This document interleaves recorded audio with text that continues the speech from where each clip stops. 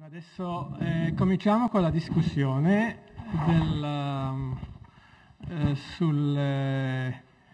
sugli interventi di questa mattinata e poi passiamo al gran finale. Quindi chi vuole intervenire, fare dei commenti, questioni riguardanti le due relazioni che abbiamo, cioè le tre relazioni, ma il professor Del Negro non sarà capace, ma si può sempre fare commenti anche, mi pare, sulla relazione del professor Del Negro, anche se non è presente, ma soprattutto riguardante le relazioni del professor Preto e del professor Dursteler. Prego, sì. Sì, è una questione per il professore Dursteler. Dentro l'introduzione lui ha detto che la comunità veneziana di Costantinopoli è stato spostato alla fine del 400 da Costantinopoli a Pera. E vorrei sapere se lei sa già una data un po' più precisa e anche la ragione di questo spostamento. Lo spostamento è stato alla fine del 500, non del 400, dopo Lepanto. Non sappiamo esattamente quando. La casa Bailaggia, come si chiama, apparteneva alla famiglia Salvago, una famiglia di origine genovese, ora sudditi ottomani, e i Baili hanno preso in noleggio, in affitto, scusate, la casa verso 1590, 85-95, in questo periodo, e si sono spostati da Galata, dalla città centrale, diciamo, dal porto, per motivi di salute più che altro, sembra, anche di spazio, perché era una casa più grande e la missione diplomatica in questo periodo era cresciuto molto, quindi volevano trovare una nuova casa fuori la città, fuori le mura,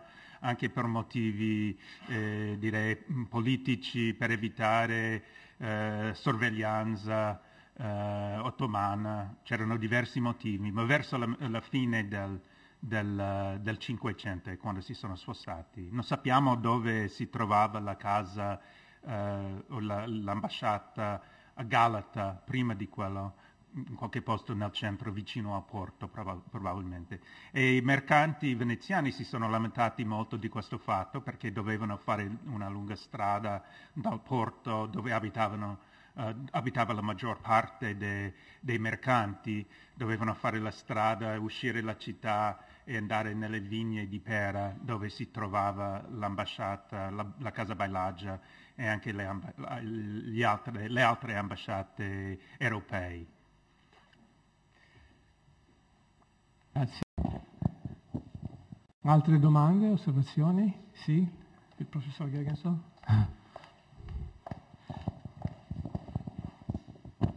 Una piccola cosa riguardante gli assassini politici. Uno dei più clamorosi è l'estensione della casa da Carrara. 1406, Francesco Novello e i figli Giacomo e Francesco, che sono uccisi nel carcere di Venezia. Atto poco onorifico per la Serenissima, secondo me. E vorrei sapere se esiste una giustificazione da parte ufficiale dello Stato per questo fatto, forse una spiegazione perché queste persone 20 erano tanto più pericolosi. Dovrei saperlo, ma non lo so e la curiosità mi spinge a questa domanda. Paolo? Io adesso non ho qui un registro che ho compilato di tutti gli assassini fatti o tentati, quindi non sono in grado di andare a vedere se c'è la delibera, perché ecco, quello forse che non ho detto per brevità prima è che nella stragrande maggioranza dei casi l'assassinio tentato o realizzato viene deciso in una seduta della quale si tiene regolarmente, diciamo, il verbale, quindi c'è la delibera in genere di 4-5 righe, sono fatte più o meno tutte in modo standard, poiché per importanti interessi di Stato è opportuno levare di questo mondo Tizio, si decide che questo sia fatto e si dà la commissione A. E poi c'è la votazione solita dei sì, de parte, dei non sinceri, in genere sono 4-5 righe.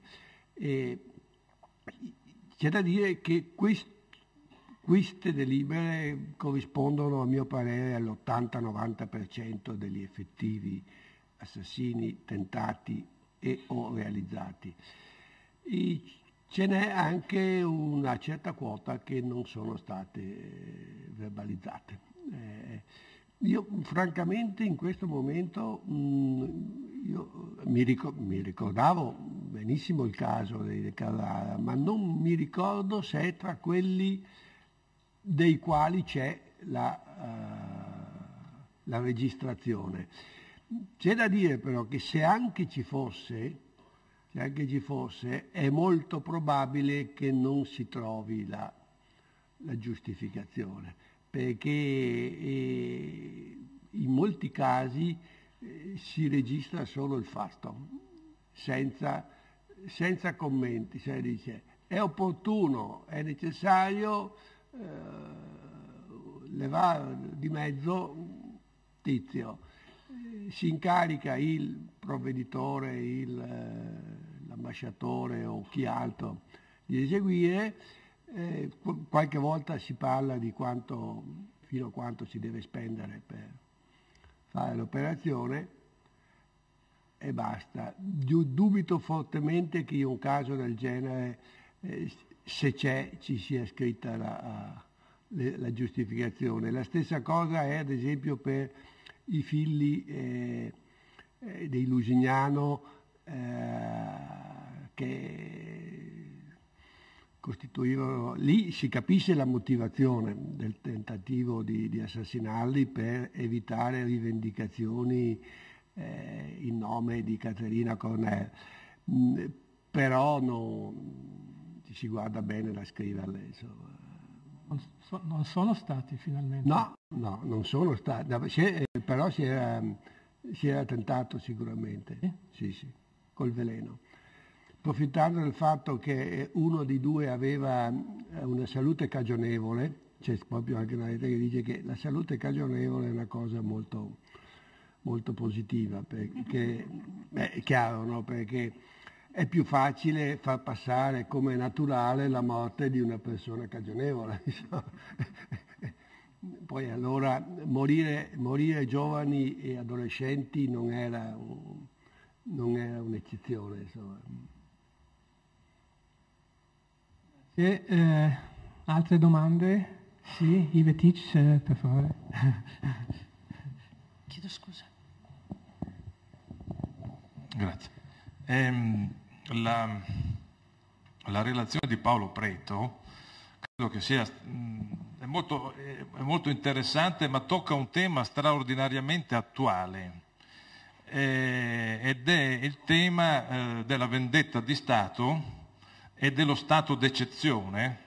Lo stato d'eccezione è un tema molto dibattuto anche a livello filosofico dopo l'11 settembre 2001, cioè lo stato eccezionale che giustifica qualsiasi mezzo per eliminare colui che ha colpito il soggetto, cioè lo Stato, in questo caso la tragedia dell'11 settembre e quindi Guantanamo, fino a vedere le scene del Presidente Obama che segue in diretta l'eliminazione del nemico numero uno, fino ad arrivare a un film che adesso ha successo negli Stati Uniti d'America, che racconta proprio questi temi. Dunque credo che il tema dell'eliminazione del nemico politico dello Stato sia di estrema attualità. C'è anche tutta una riflessione filosofica, c'è questa filosofia sviluppata da Giorgio Agamben sullo Stato eccezionale, sullo Stato d'eccezione, e vengono messe in questione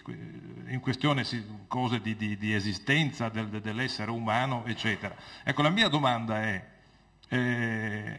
dunque un tema straordinariamente anche attuale. La prima idea che mi è venuta in mente, ma insomma il mondo è sempre stato così, no? Quindi no, c'è tutta una riflessione filosofica, poi troviamo che i veneziani, perché è documentato nei minimi dettagli, i veneziani agiscono esattamente come si fa, o come si faceva anche durante la guerra fredda, ma non si parlava, invece adesso è diventata una questione di dominio pubblico. La domanda è dunque,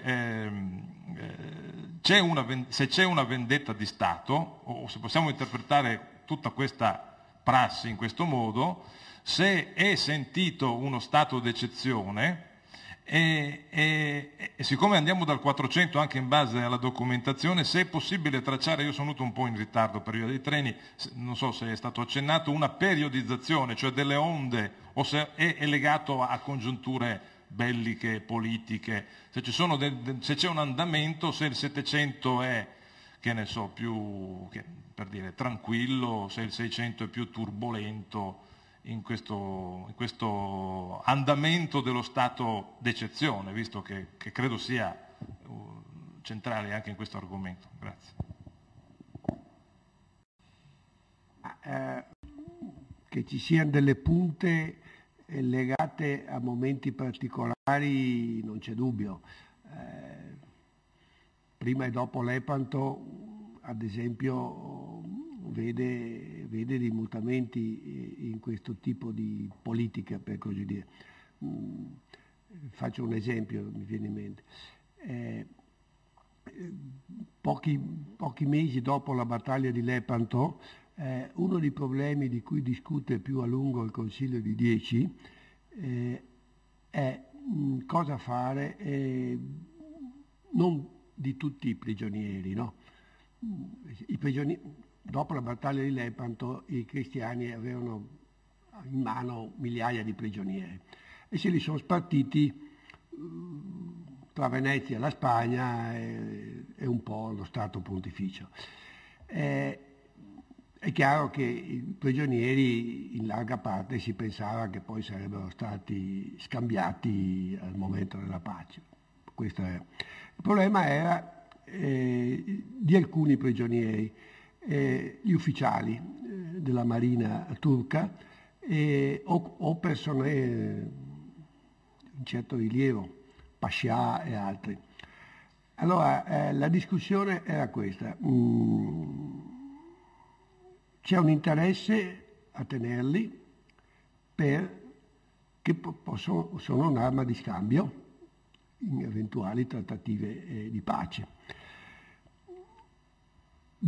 Però dice, se la pace non si fa, perché teoricamente il Papa diceva che non si deve fare, e la Spagna, almeno ufficialmente, voleva la guerra all'oltranza, cosa ne facciamo di questi ufficiali? E la linea che passa è che alcuni, quelli che erano qui a Venezia, alcuni li avevano mandati nella fortezza di Brescia o dislocati un po' in giro in terraferma, sono troppo preziosi per poterli restituire. Allora dice, bisogna ammazzarli. Questa dice. Però non si può dire, perché quando l'ambasciatore veneziano aveva accennato, incautamente devo dire, di questa cosa col Papa, ovviamente dal Papa non poteva aspettarsi che gli dicesse sì, è bene ammazzarli.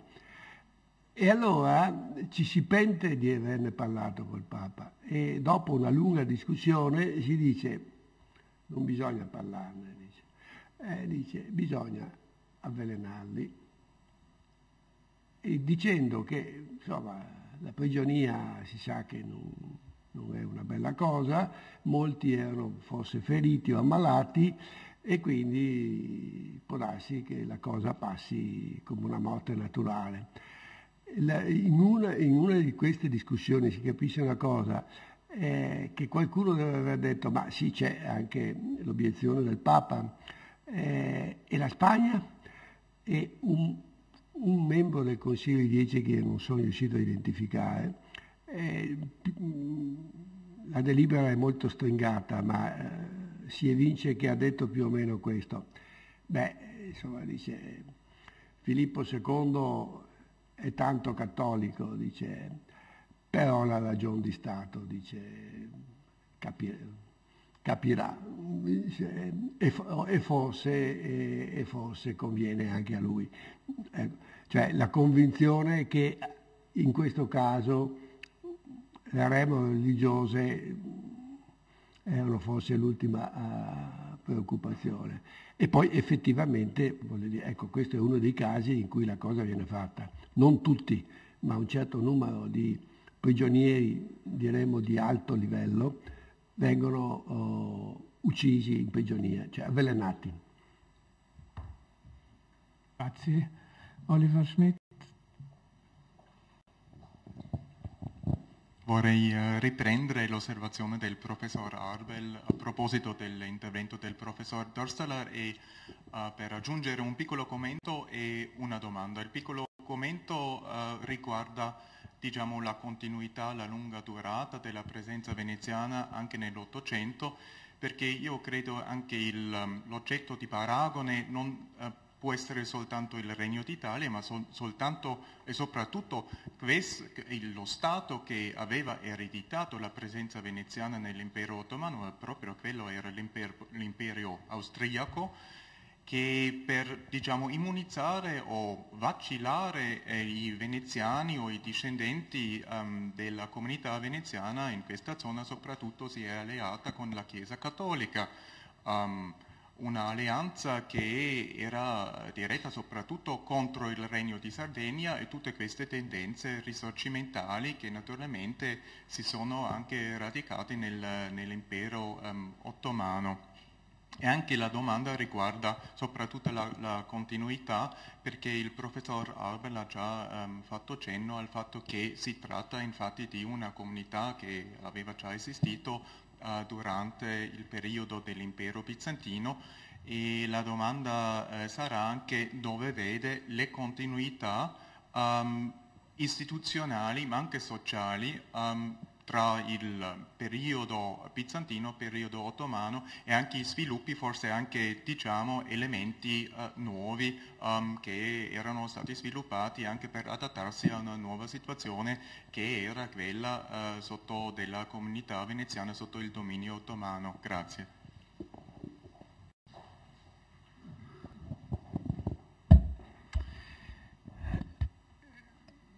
Diciamo che non sono esperto della comunità veneziana sotto l'impero bizantino, quindi posso dire in due parole solo per fare un confronto tra il periodo bizantino e quello ottomano.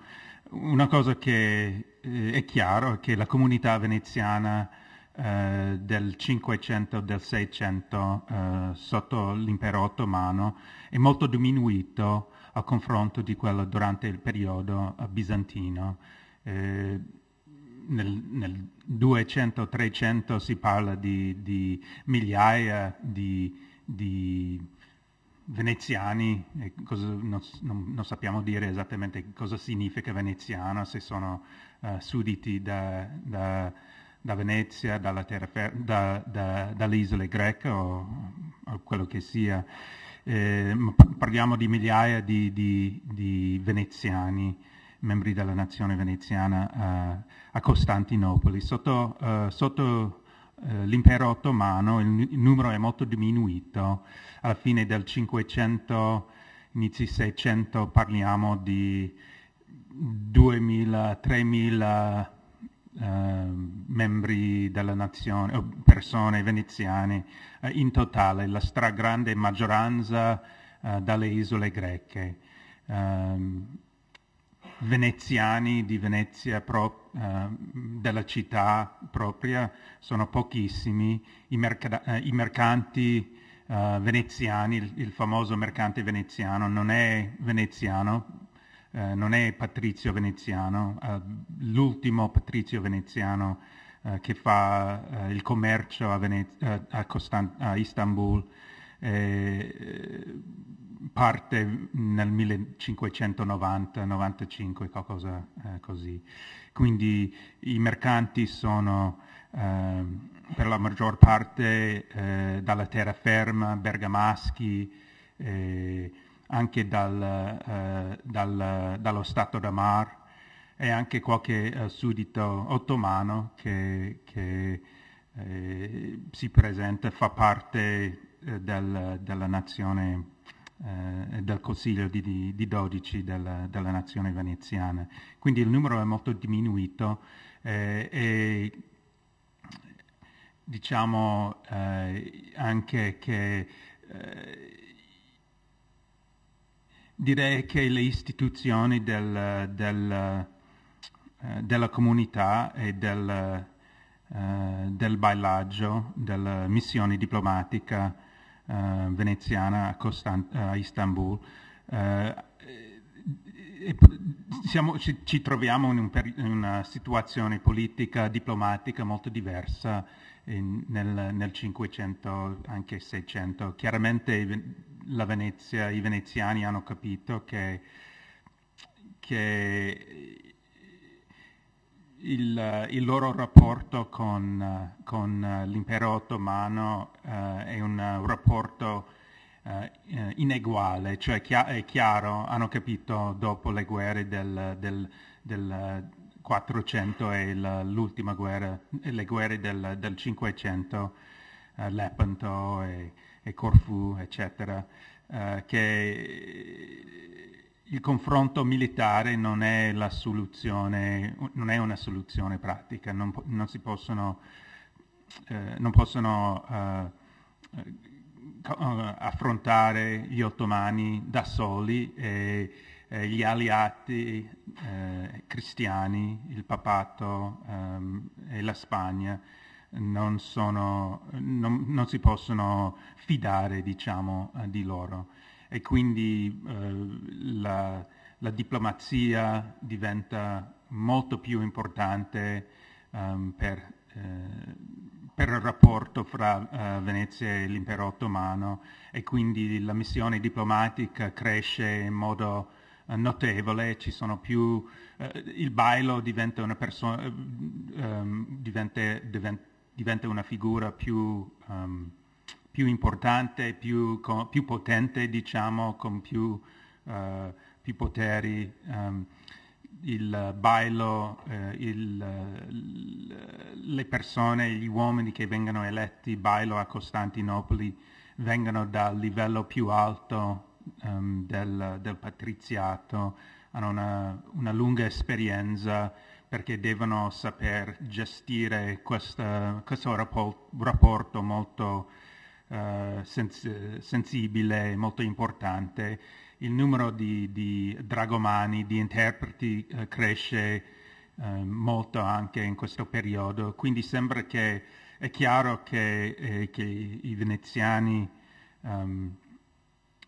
vogliono gestire questo rapporto con la diplomazia piuttosto che con un confronto militare o navale. Grazie. Forse mi permetto di intervenire anch'io in seguito a questi argomenti. Il professor Dorsteler ha accennato questo cambiamento del carattere della presenza veneziana a Istanbul, cioè meno patrizi, più soggetti veneziani delle altre parti dello Stato veneziano, cioè di terraferma, soprattutto delle province dello Stato d'Amar, Ma vorrei solo accentuare che l'impero ottomano non è solo Istanbul, l'impero ottomano è un vasto impero che non è solo un nemico, un rivale militare, ma è anche un partner economico importante, rimane un partner economico importantissimo fino alla fine del Settecento, relativamente, cioè meno importante perché Venezia stessa è meno importante, ma per Venezia è sempre un partner economico molto importante, e da un certo punto in poi, soprattutto dal 500 in poi, c'è una specie di divisione di lavoro, direi, cioè con questi centri come Istanbul per il mondo veneziano, dal punto di vista economico, non abbiamo parlato sufficientemente di economia, mi pare, in questo convegno, ma Istanbul, da quando i stretti del Bosforo sono stati chiusi al commercio veneziano, come ci ha spiegato il professor Karpov l'altro giorno, i veneziani continuano ad avere rapporti economici, commerciali col mondo del Mar Nero, con la Moldavia, con la Valacchia, ma hanno bisogno di intermediari che sono lì a Istanbul. Vari intermediari, greci, ebrei e così via, armeni e così via.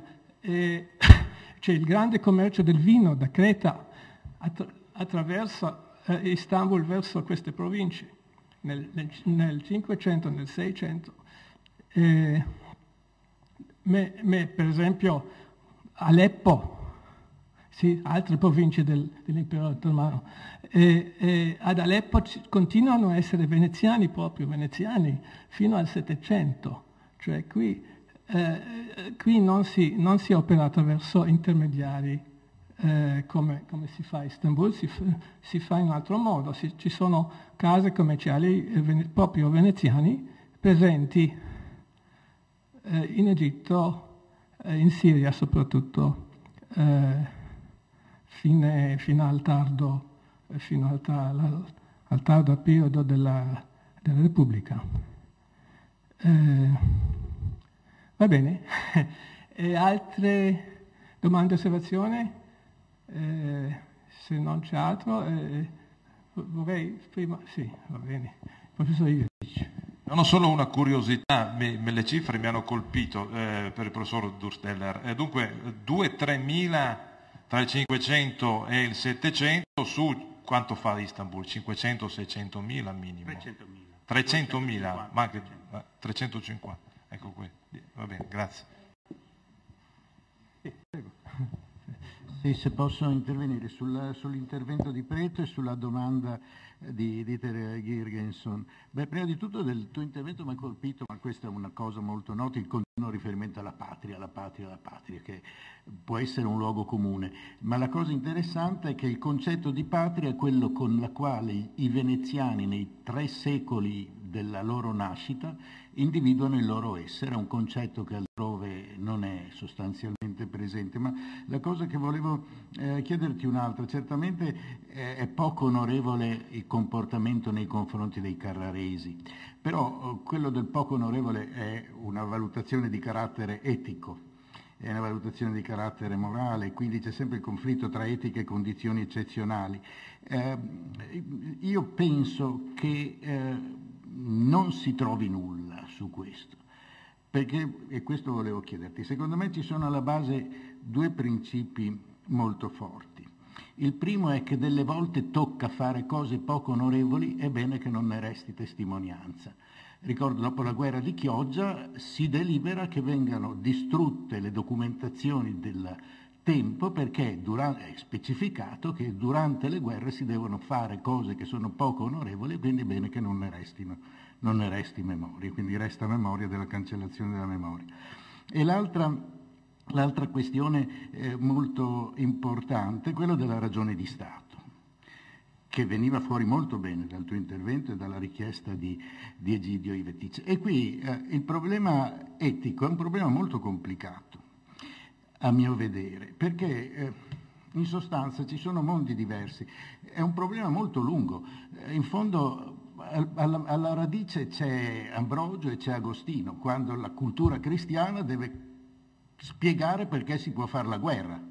E allora si matura quel principio per cui lo Stato ha una funzione mondana, l'individuo no, quindi lo Stato può e deve fare cose che al singolo non sono consentite.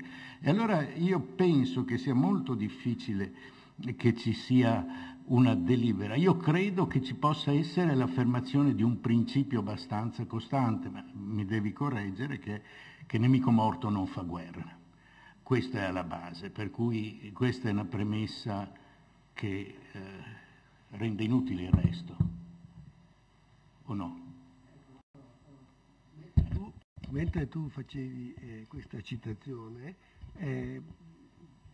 cercavo e ho trovato subito questa delibera che riporta esattamente la frase che tu hai citato. Uomo morto non fa guerra. Lo scrive Gerolamo Priuli, autore di diari molto preziosi per alcuni periodi specifici. Nel febbraio del 1511, siamo durante la Lega di Cambrai, e il fatto è questo: Leonardo Trissino, un nobile del Vicentino, che aveva disertato, era passato agli imperiali, si era messo al seguito dell'esercito imperiale e aveva partecipato all'assedio di Padova. Durante le operazioni militari cade prigioniero, viene portato a Venezia, ferito. Dopo un po' muore in carcere. Muore dopo che c'erano stati dei tentativi piuttosto insistenti di ottenerne la liberazione, si era messo di mezzo il Papa, altre famiglie nobili di Milano e così via. È stato avvelenato, sicuramente c'è la delibera, e Priuli commenta, che evidentemente era a conoscenza di questo, commenta proprio, dice: uomo morto non fa guerra,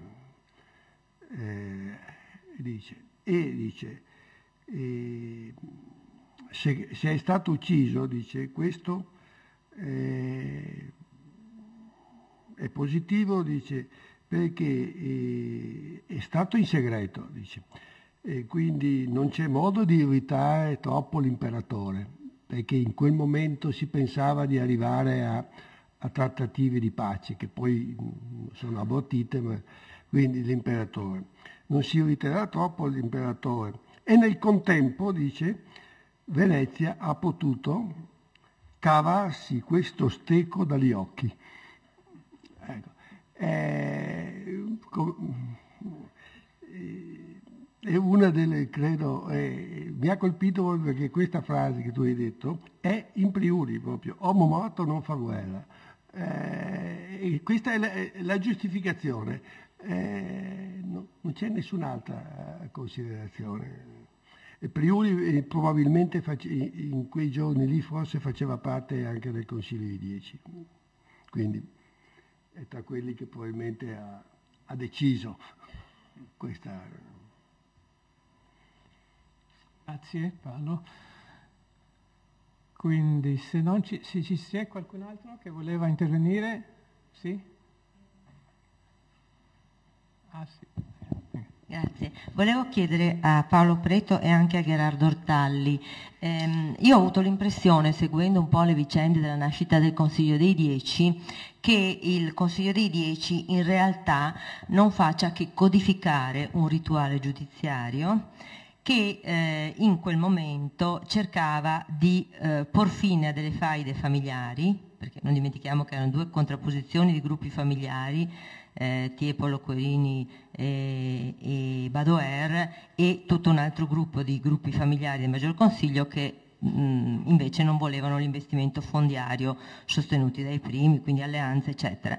Quindi io ho avuto, ma questa è una sensazione che chiedo a voi se è giusta, che il Consiglio dei 10 nasca proprio per codificare un tipo di rituale giudiziario super partes che eviti faide familiari, quindi uccisioni, e che utilizzi proprio l'eliminazione fisica, ma dopo aver condannato pubblicamente, no, di alcuni elementi che quindi farebbero degenerare sia dei rapporti interni fra le famiglie del Maggior Consiglio, sia poi dopo anche di rapporti fra lo Stato veneziano e altri esterni.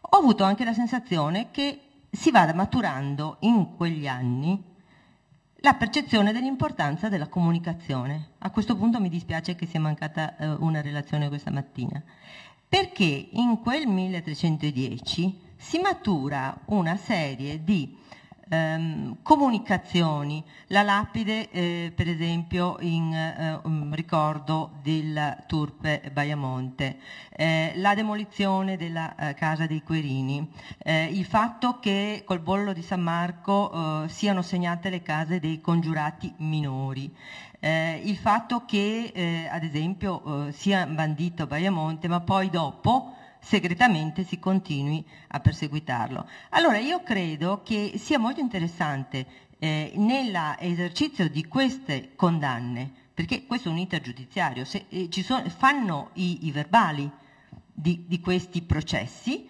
condannano i nemici della Repubblica, ma il discrimine che c'è fra un'etica di governo e un'esigenza di eliminare delle persone che sono ostili o che sono pericolose, sia proprio quello della pubblicità.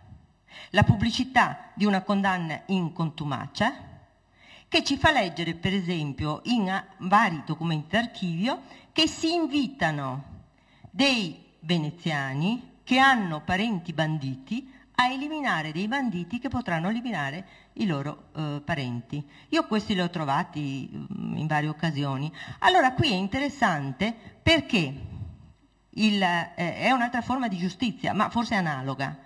Il Consiglio dei 10 paga perché ci siano dei sicari che eliminano, senza dare grande risalto, nemici della patria.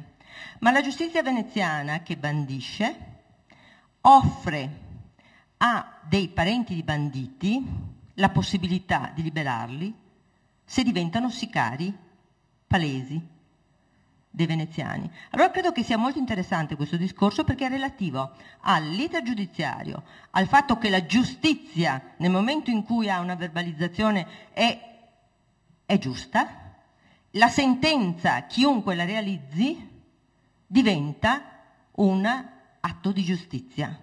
Credo che sia interessante e volevo chiedere se anche voi vi siete posti questo problema. Grazie. Sì, non credo ci sia molto da dire, forse tu meglio di me, come credi, ma sì, la questione però lì è molto mirata. Quelli vengono nominati per chiudere una partita. Poi succede quello che molto spesso succede a Venezia, che gli uffici, le magistrature, eccetera, che sono provvisorie, funzionano, allora si tengono in piedi. E da lì anche nasce la grande confusione dell'amministrazione veneziana, per cui ci sono queste sovrapposizioni, intrecci di funzioni e cose di questo genere, perché io non ho mai capito come abbia potuto funzionare lo Stato in questa confusione di uffici e di magistrature. Anche questa è un'altra sorpresa. Dal XII-XIII secolo tener conto del pubblico è indispensabile. È indispensabile perché forse non si può parlare di opinione pubblica, ma le città che esistono devono vedere, o mi sbaglio. A proposito della confusione, ecco, ha ragione Gerardo, perché io posso ricordarvi un caso incredibile di la decisione di assassinare un funzionario turco ai confini vicino all'Albania. La decisione viene presa dal Consiglio dei 10. Il quale decide di fare una cosa. Ci sono due modi per farlo. Fare in proprio una cosa. E allora assolda un sicario a Venezia e lo incarica di andare vicino a Cattaro e di organizzare lui, di fare lui questo assassinio. Però, siccome non erano sicuri che la cosa funzionasse, contemporaneamente scrivono anche al provveditore in Dalmazia dicendo che se lui trova un modo più veloce e più sicuro per organizzare la cosa, va bene. Evidentemente non c'era una grande comunicazione tra gli uffici e si verifica un fatto abbastanza, se volete, anche ridicolo, che il sicario di Venezia, che evidentemente deve aver avuto una faccia visibilmente da sicario, quando arriva a Cattaro viene arrestato dal provveditore e che lo vuole impiccare come bandito, sicario, delinquente comune. E questo giura e spergiura, viene anche torturato naturalmente, che lui è lì per una missione per conto del Consiglio di 10. Insomma, è alla vigilia di essere impiccato quando fa in tempo a arrivare da Venezia la lettera del Consiglio di 10 e il provveditore dice: ma come, stai scherzando? Dice, tutta la fatica che abbiamo fatto per trovare una persona esperta in queste cose e tu addirittura lo metti sotto tortura, poi se questo parla, dice, i turchi lo vengono a sapere e oltre che fallire l'operazione ci mette in una posizione anche difficile col pascià di Giannina, che era il superiore della persona che dovevano eliminare. Ma questo per darvi un'idea di come però era considerata una cosa proprio di prassi comune, quella di provvedere all'eliminazione di persone senza porsi quei problemi etici che forse noi sovrapponiamo oggi. No, c'era chi se li poneva, ma non certo la maggior parte dei nobili veneziani preposti agli uffici. Forse se li pone chi? Io cercavo qui un caso, adesso non l'ho trovato ma ve lo riassumo. Se li pone forse qualcuno come quel prete, di cui non ricordo il nome, che nel Settecento fece molto scalpore il passaggio alla fede musulmana di un francese, il conte di Bonneval, il quale passa per Venezia e va in Turchia, inseguito da bandi austriaci, francesi. Venezia cerca di eliminarlo perché aveva promesso che si sarebbe fatto turco e che forse poteva volare soldati anche al confine di Venezia. Passa per la Repubblica di Venezia, tentano in 2 o 3 modi di eliminarlo. Uno di questi modi è che il Consiglio di 10 arruola un prete morlacco, il quale dice che lui è disposto e difatti tenta effettivamente di assassinarlo.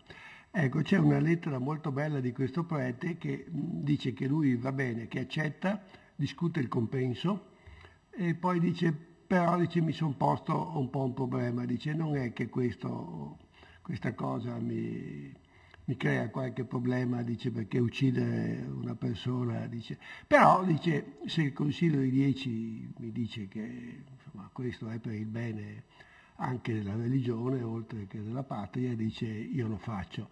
Evidentemente per lui la fonte normativa etica era prima il Consiglio di 10 che non la Chiesa. Devo pensare, perché lo chiede al Consiglio di 10, una specie di assoluzione preventiva, insomma, un po' come Guido da Montefeltro, no? Che aveva chiesto di essere esentato dalle conseguenze del suo gesto. Grazie Paolo.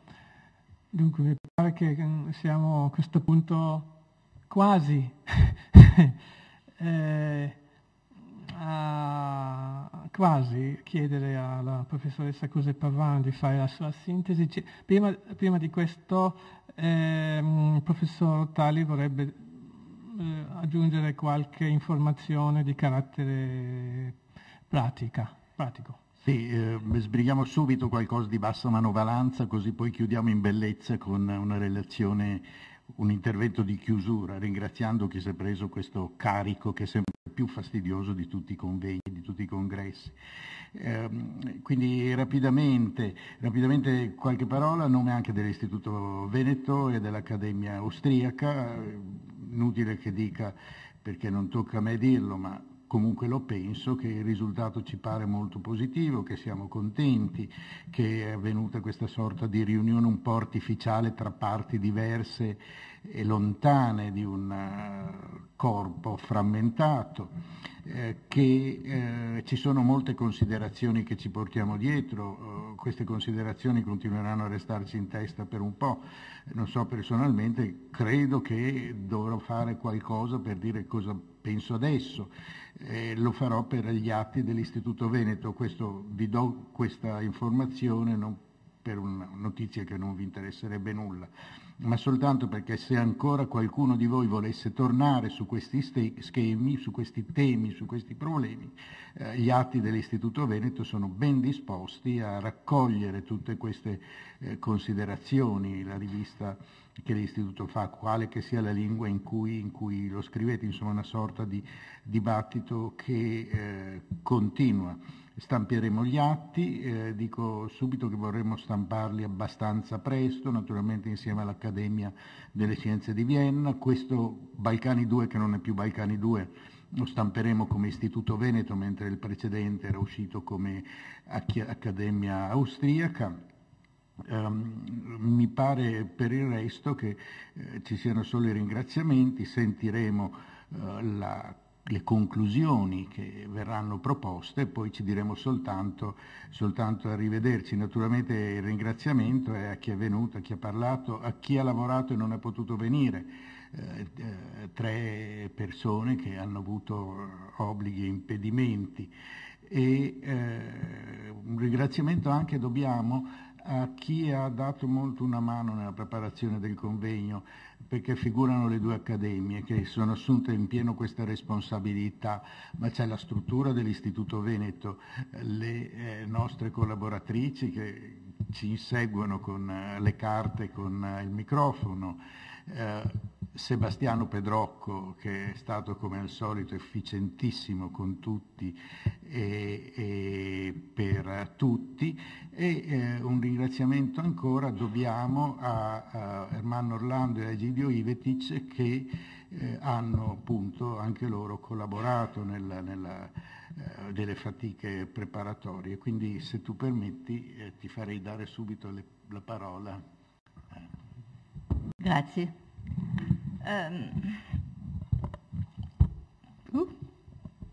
Le mie prime parole saranno di ringraziamento per gli organizzatori come per i relatori di questo convegno.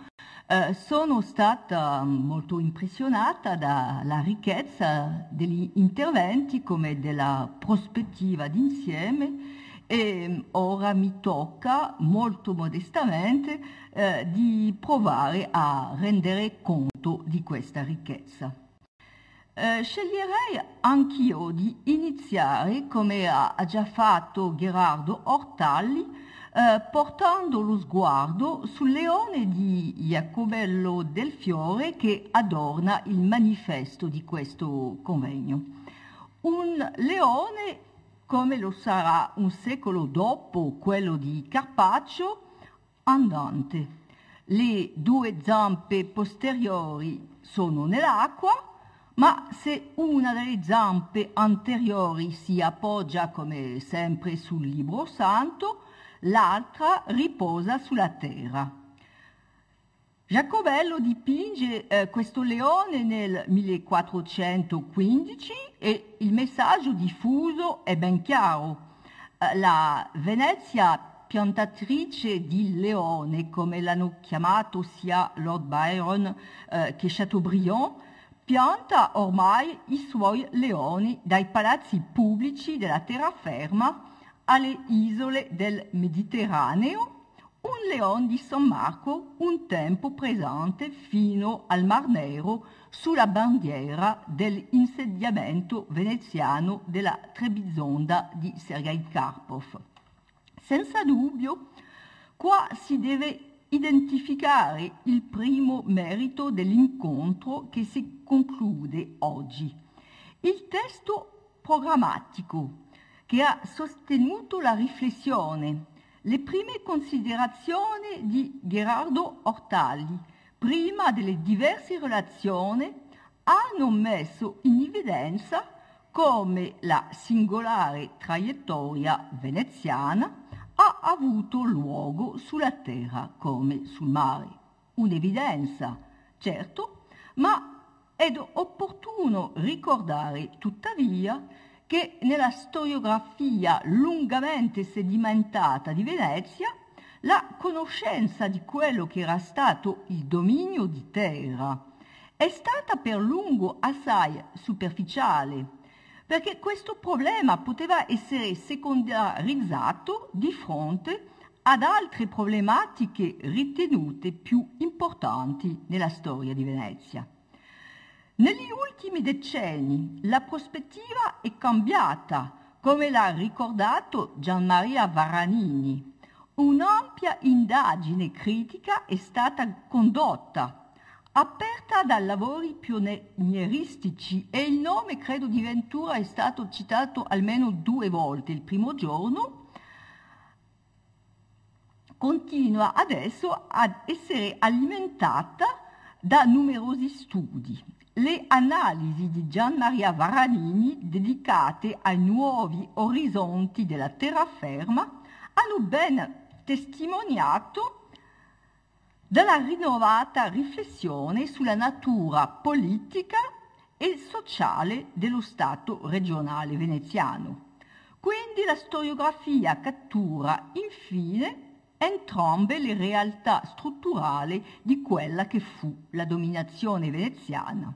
Intorno alla città le 2 aree, che erano quella della sovranità veneziana, sono oggi ricostituite. Soprattutto sono ormai esaminate insieme, anche se per marcare, come l'ha fatto Beni Arbel, che tutto forse non fu uguale e che l'organizzazione di questi 2 stati fu anche diversa.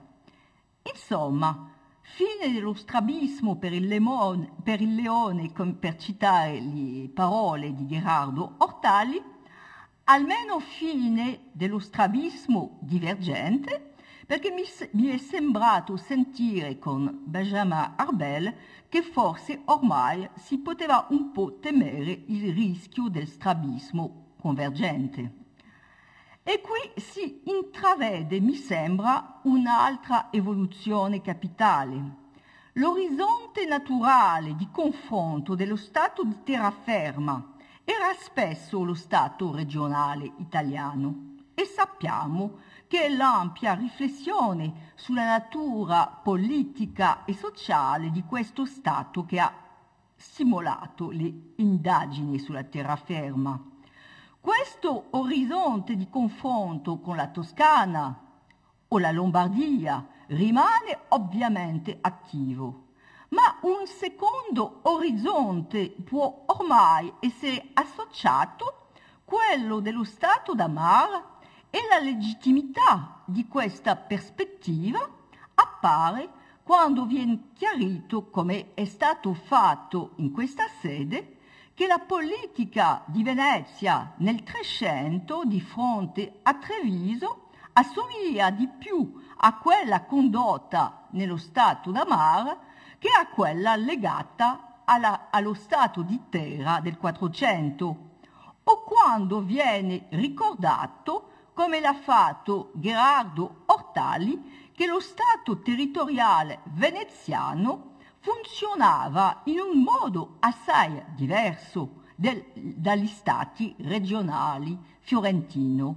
o milanese.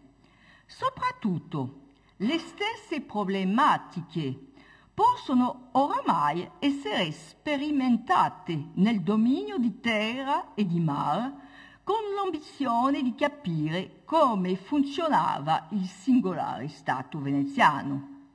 Tra queste problematiche possiamo ricordare in primo luogo l'esercizio della giustizia, oggetto negli ultimi anni di una reinterpretazione testimoniata dalle osservazioni di Dieter Girgenson e di Claudio Povolo.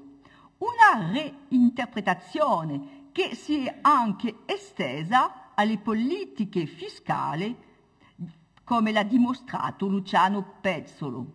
Una reinterpretazione che può essere estesa a tutti gli aspetti o quasi di quello che fu il funzionamento politico veneziano.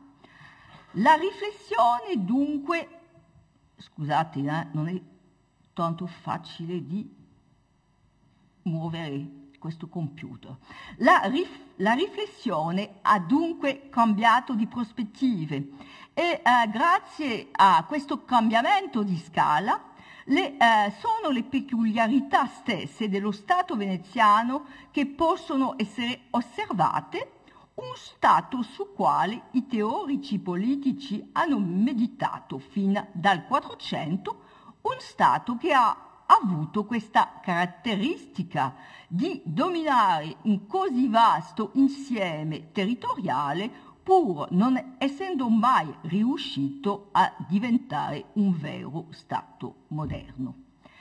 Nei suoi attributi sovrani, la giustizia già citata, la fiscalità, la guerra che abbiamo visto stamattina, nella sua macchina amministrativa, ma anche nella gestione ordinaria o meno degli strumenti usati per controllare, pacificare, amministrare, valutare, informarsi, dal Veneto fino allo Stato da Mar di Benny Arbel, dalla Dalmazia di Oliver Schmidt fino al Levante di David Jacobi, all'Istria di Gidio Ivetti, è ora possibile di considerare in un modo globale lo Stato veneziano.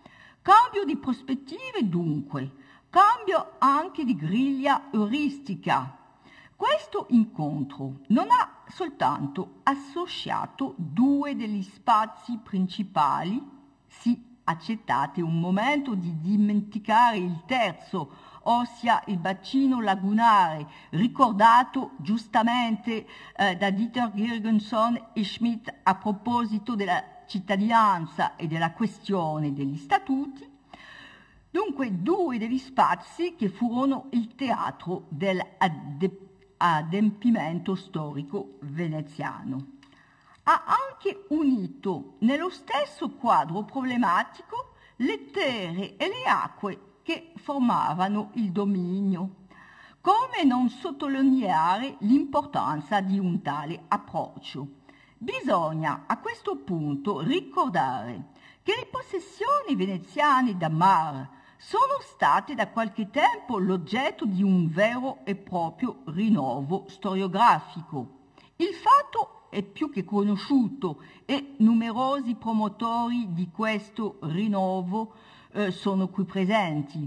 Rimane tuttavia il fatto che questa produzione recente è dominata soprattutto dagli studi monografici e per illustrare questo fatto basta ritenere l'esempio dei territori greci che furono sottomessi a Venezia e lì si dovrebbe citare un lungo elenco di convegni e di libri, tesi, articoli, un lungo elenco che testimonia di una bella vitalità.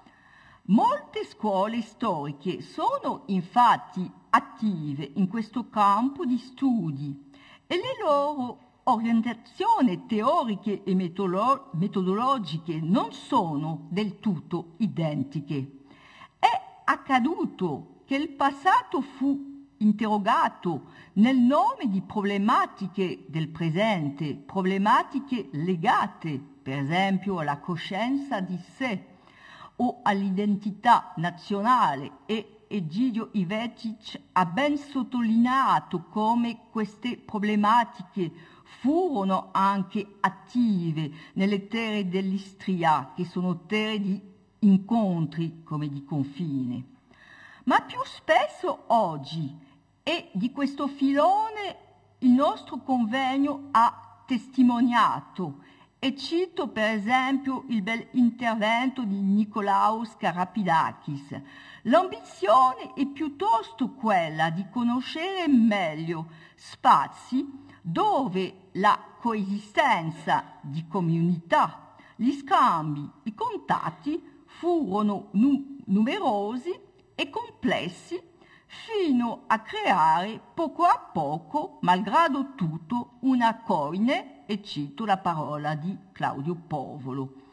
Queste dimensioni sono state messe in luce da Thierry Gonchou per la Creta, mentre Emanuele Orlando ha illustrato a Venezia tutti questi movimenti verso la città, verso una metropoli, luogo di ricezione di flussi migratori del Mediterraneo.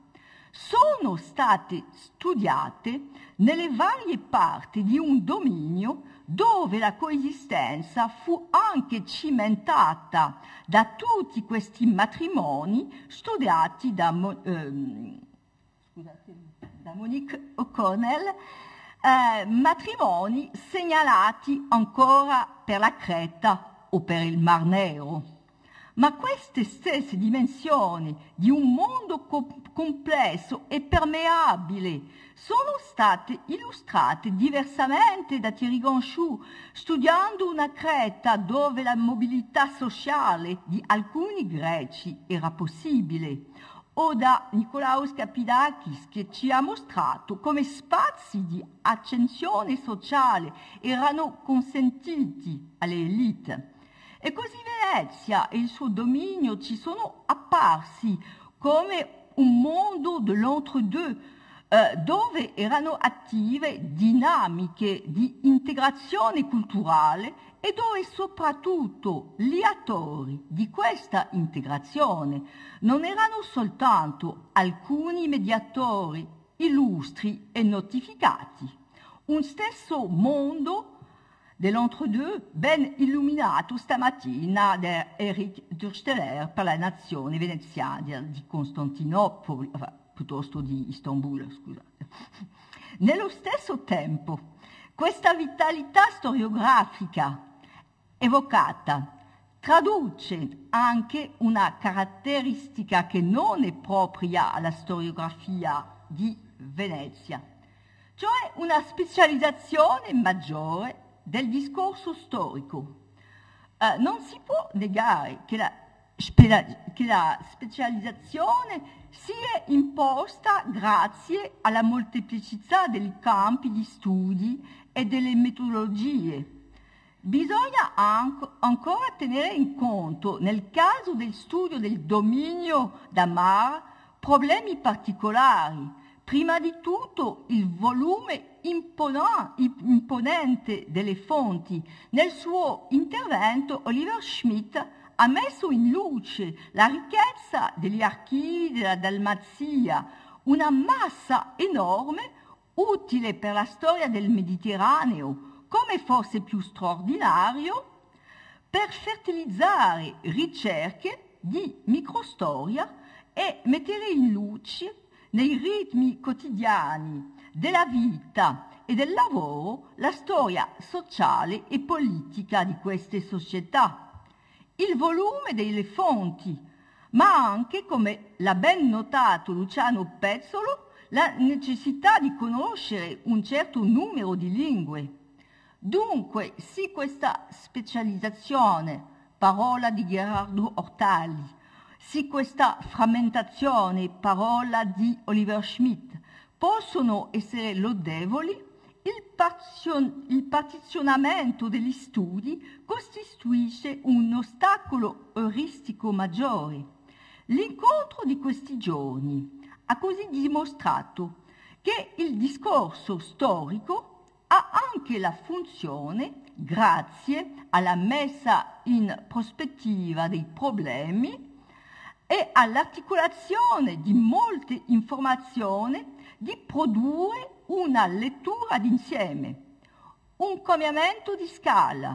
Ho detto, ha funzionato e una griglia di lettura comune è stata applicata a luoghi di solito analizzati in modo indipendente. Ecco per alcuni primi acquisti, certamente notevoli, ma ce ne sono altri. L'uso del termine Commonwealth, sul quale tornerò più tardi, ha permesso di prendere in considerazione tutti i territori che avevano questa caratteristica sottomessi, che furono alla dipendenza o alla protezione di San Marco, di avere statuti diversi. E la pluralità istituzionale di questi territori è stata diverse volte sottolineata. Qui risiedeva anche la difficoltà dell'esercizio, come confrontare i quartieri delle città degli stati latini, i comptoir del Mar Nero, il regno di Cipro, le isole dell'Egeo latinizzate da flussi migratori continui e la Corzola di Oliver Schmidt, vicina alla Venezia, legata a Venezia per il va-et-vient degli uomini. Come mettere sul medesimo piano le campagne e le città dello Stato territoriale, ma anche la Creta e le costruzioni feudali che erano uscite dello smembramento dell'impero bizantino.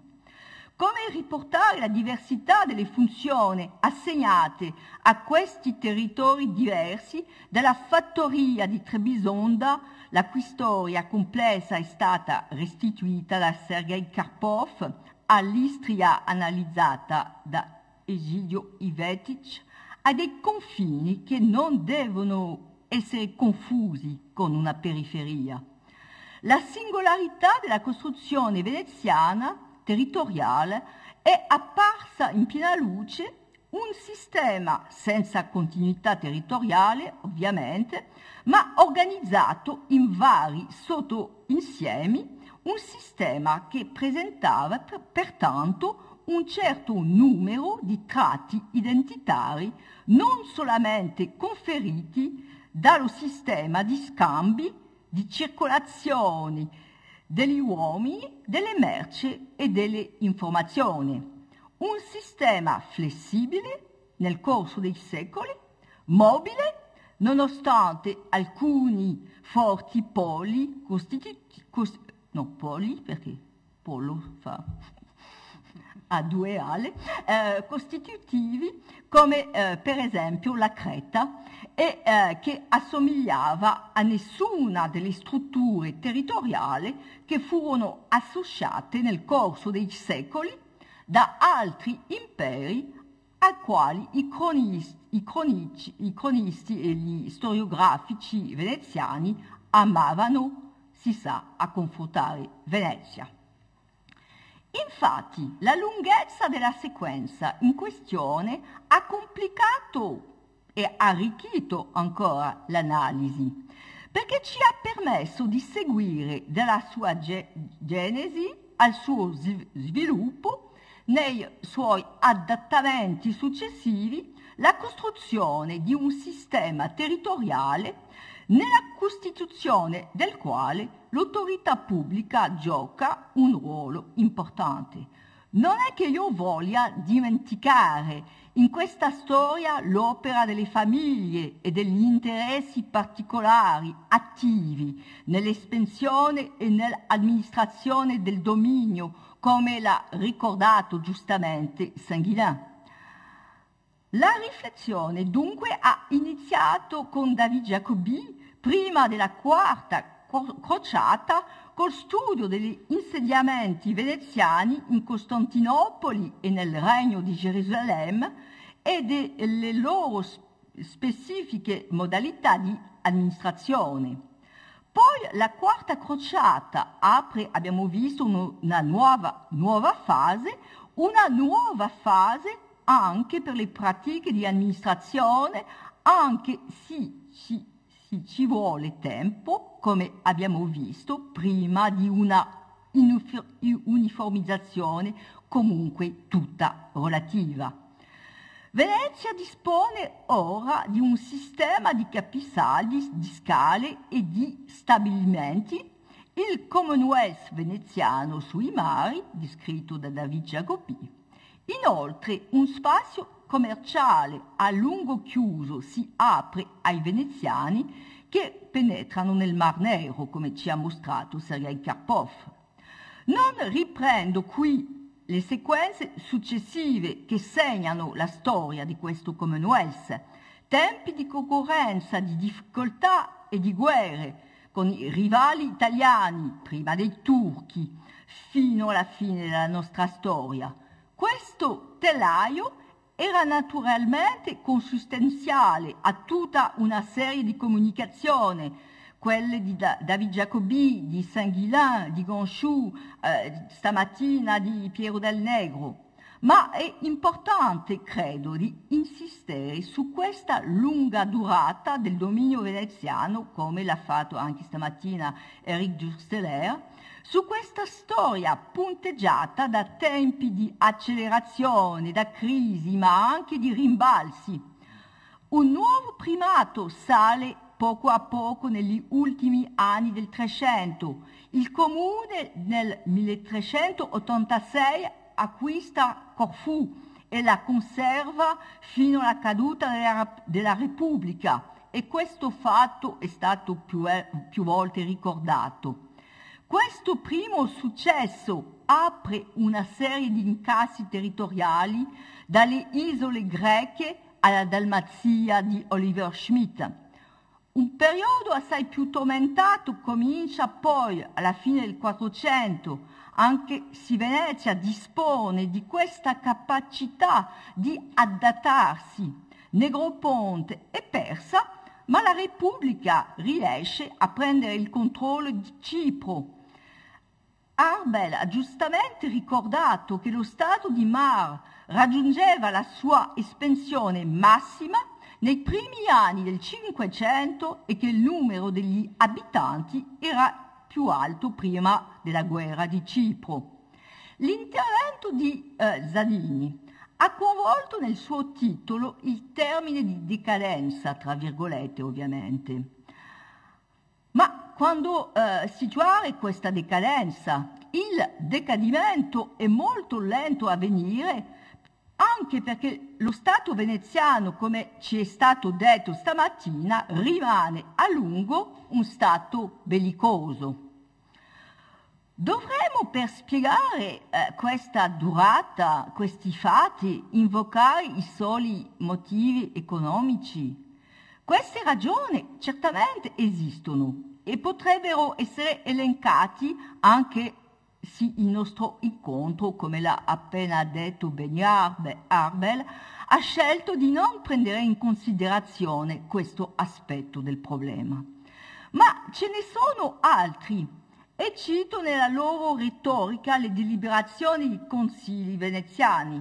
Il dominium esisteva per il profitto, ma anche per l'onore della Repubblica. Niente di più giusto in questo messaggio. Tuttavia, si deve presumere che il dominium esisteva anche per l'onore e il profitto di queste comunità che spesso avevano scelto di porsi sotto la guida di San Marco. La prospettiva diacronica di questo incontro dunque non è stata giustificata dalle sole esigenze della lunga durata e della volontà di seguire un processo dalla sua nascita al suo termine. Richiede discussione e disegna già le risposte che possono essere date. I caratteri di quello che fu lo Stato veneziano spiegano infatti, questa è la tesi proposta da molti interventi, la resistenza del dominio veneziano. Per capire la durata di questa singolare costruzione territoriale si deve esaminare la natura dello Stato veneziano, dove ritroviamo qui le osservazioni che ho formulato all'inizio sullo stato di terraferma ed è la dimensione contrattuale del rapporto tra le comunità del dominio e la dominante che ha costruito il sistema e che gli ha permesso di adattarsi e di ricomporsi nel corso dei secoli.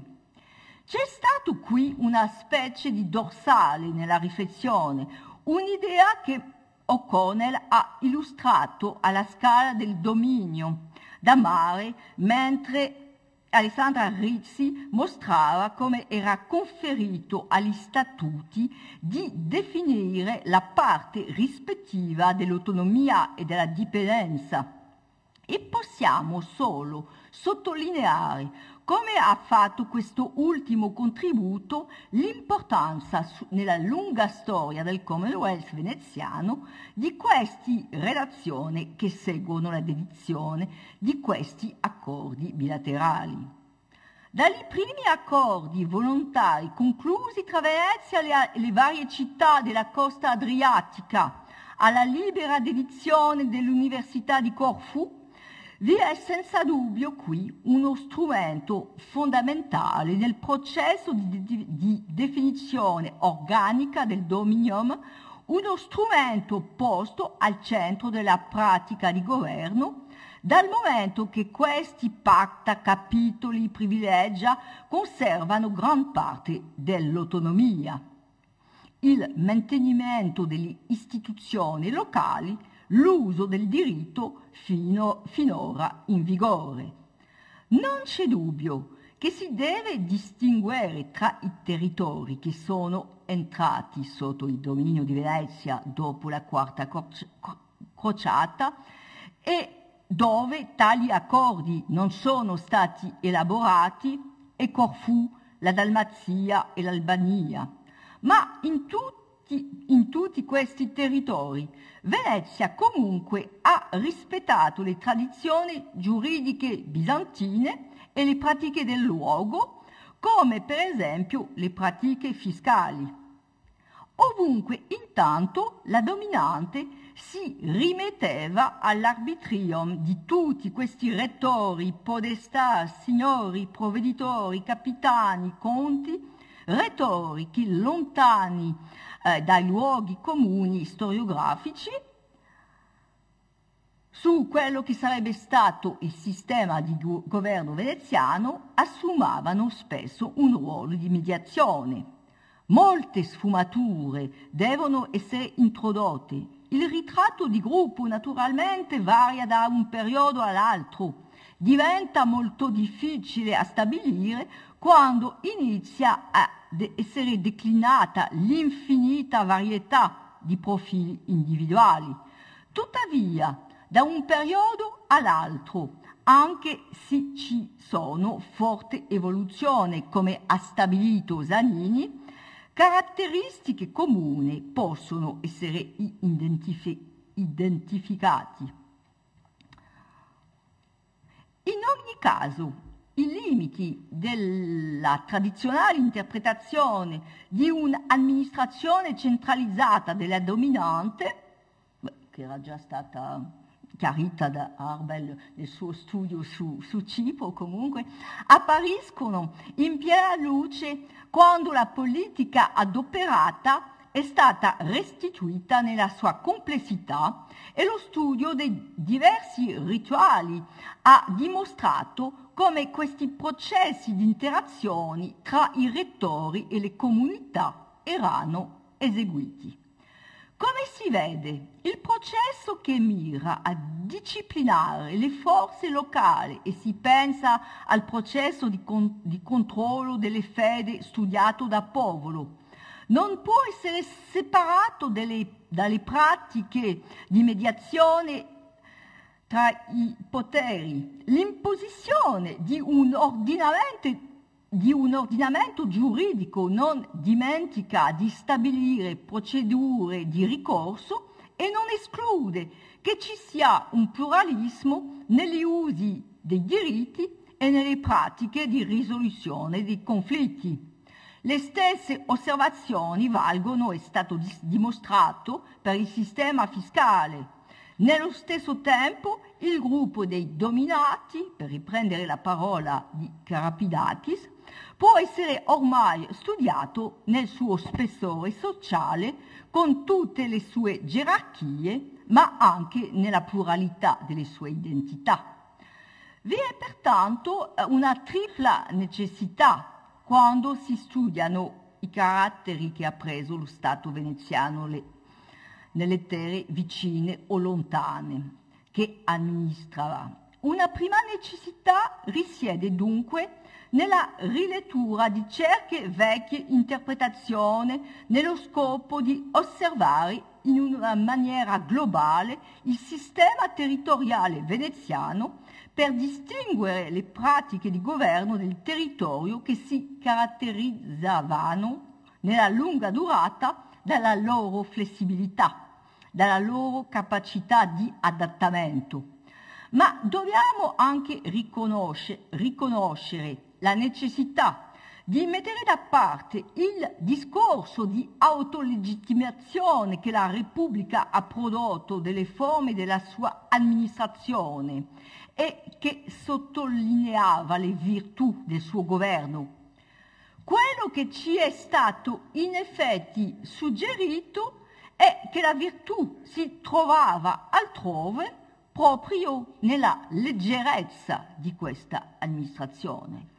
Ma c'è forse una terza necessità, infine, quella forse di guardarsi dei pericoli di una lettura che riguarda solo la governanza di prossimità, che osserva solo le forme della negoziazione, i processi extra-istituzionali, fino a ignorare le tensioni, i conflitti, le crisi. La flessibilità del sistema, come la sua capacità di resistenza, non tolgono il fatto che è stato anche un sistema di egemonia.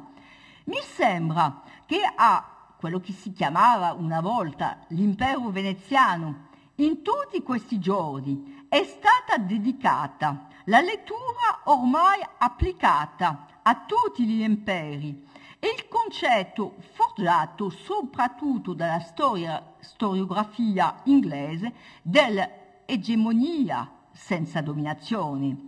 Una lettura senz'altro nuova e proficua, al quale potrebbe anche essere associate altre analisi più vicine alla scuola di Dipesh Chakrabarty, per dimostrare che anche in questa forma di egemonia la violenza può essere presente, perché le forme della violenza possono essere numerose e complesse.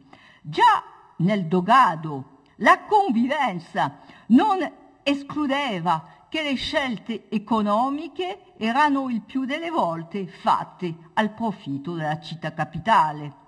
Insomma, c'è forse un po' il rischio dell'eufemizzare un po' la storia e il nostro leone, se non è più strabico, ogni tanto ha forse rischiato di guardare con un occhio solo. Bisogna dunque, infatti, non dimenticare l'esistenza dell'ultima sessione del convegno che ha mostrato i mezzi di controllo, dove l'accento? Controllo? Dove? Controllo, e l'autorità dello Stato forte, la capacità militare, anche quella piuttosto diffusa dell'assassinio politico, come ha illustrato Paolo Preto. Bisogna non dimenticare, malgrado il numero di libere edizioni, i momenti di crisi, le rivolte della Creta e il fatto, ricordato da Varanini in altra sede, che le elite delle città della terraferma non hanno mai pensato a morire per Venezia. Rimane tuttavia che il Commonwealth c'è. Si accetta il significato medievale del termine, che indicava un ideale, quello verso il quale bisognava tendere a tutti i livelli della decisione politica o economica, un profitto comune alla testa e ai membri, per riprendere una metafora dell'analisi politica, alla città-stato e a questo insieme di città e di terre su cui esercitava il suo dominio. Nella lunga durata, questo profitto comune non ha preso senza dubbio gli stessi contorni, e qui ritroviamo la questione della diacronia come delle diversità geografiche. Non ha certamente neanche profittato a tutti nello stesso modo, e cito di nuovo le analisi di Nikolaos Karapidakis. Bisogna intanto considerare che furono a volte gli ideali di pace, a volte quelli di una libertà misurata, per riprendere i termini di un statuto quattrocentesco della terraferma, che furono ricercati. A volte fu la minaccia turca che conduceva a giudicare preferibile la protezione veneziana, ma senza dubbio, ancora, con tutte le sfumature che dobbiamo introdurre, bisogna considerare che l'appartenenza a questo insieme veneziano garantiva approvvigionamenti corretti, l'integrazione a circuiti di commercializzazione, al mercato. Bisogna considerare che garantiva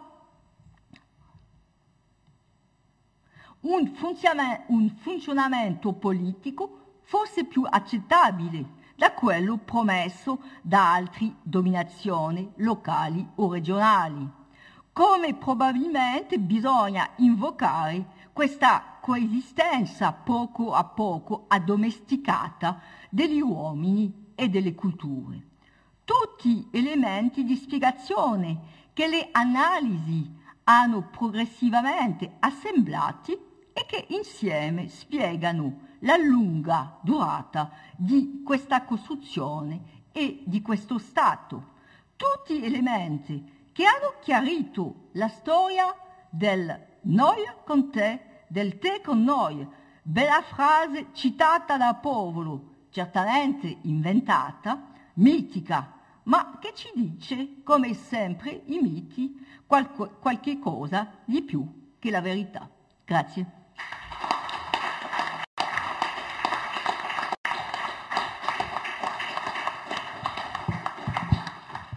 Grazie infinite Elisabeth per questa magnifica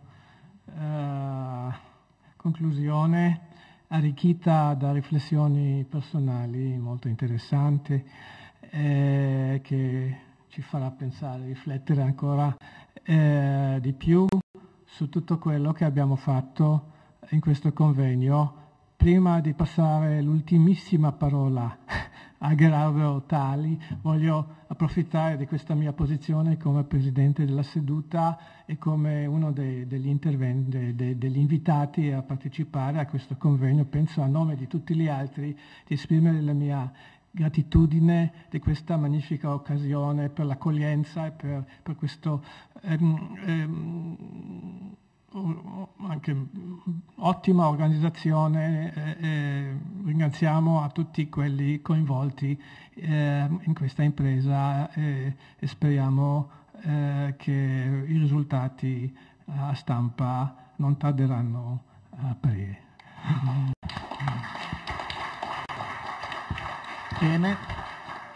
Bene, grazie a voi. Invece ci siamo già detti che ci salutiamo, speriamo di rivederci in qualche altra occasione.